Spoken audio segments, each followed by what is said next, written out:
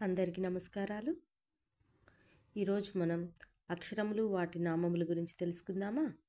అ ఆ అకారము, ఇ ఈ ఇకారము, ఉ ఊ ఉకారము, రు రు రుకారము, ఆ అత్తు, ఈ ఇత్తు, ఉ ఉత్తు, ఏ ఏ ఓ ఔ వక్రములు, ఐ ఔ వక్రతములు, అం అనుస్వారము, అహా విసర్గ, అరసున్న, అ ఇ ఉ రు, ఏ ఓ.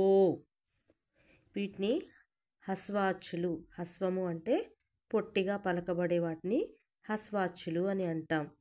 ఆ ఈ ఊ రు, ఏ ఐ ఓ ఔ అనే అక్షరాల్ని దీర్ఘాక్షులు అంటే ఎక్కువగా దీర్ఘం తీసి మనము పలుకుతున్న అక్షరాలన్నమాట.